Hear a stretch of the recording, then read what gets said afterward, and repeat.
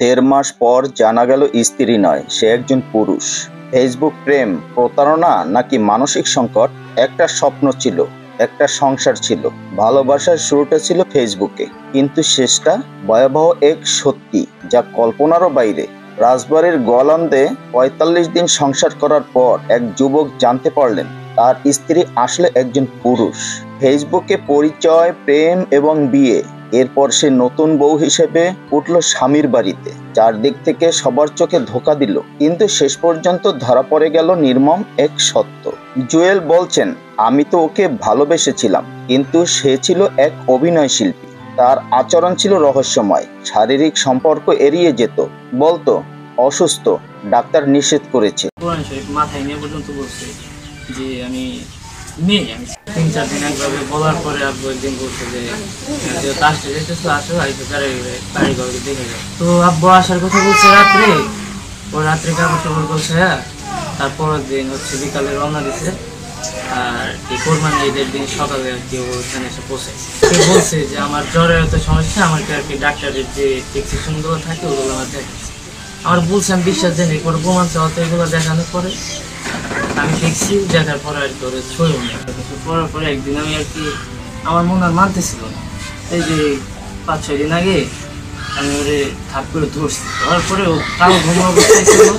ওরা ধরার পরে চেতন হয়ে গেছে। চেতন হওয়ার পরে মনে করেন আর কি আমার সাথে ঝগড়ে গেছে, আমার কলা ধরে টানাটানি, থাপ্পড়ও মারতে আসছে। পরবর্তীতে বলছে যে এই তুমি এই কাজটা কেন করো, আমাকে থাপ্পড় দিলে কেন, আর তুমি কোরআন শরীফ চেয়ে মাথায় নিয়ে পর্যন্ত আমার কাছে কথা কেন বলছো? পরে বলে যে না, আমি জন্ম থেকে মেয়ে, কিন্তু আল্লাহ আমাকে সৃষ্টি করছে এইভাবে।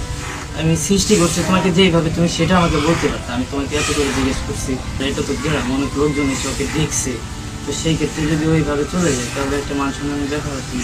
সুমি, আসল নাম মোহাম্মদ জামাল, মোবাইলে বলেন, আমি জানি ভুল করেছি, আমার হরমোন সংক্রান্ত সমস্যা আছে, নিজেকে মেয়ে ভাবতেই ভালো লাগে। এটা কি মানসিক স্বাস্থ্য সমস্যা নাকি ঠান্ডা মাথার পরিকল্পিত প্রতারণা?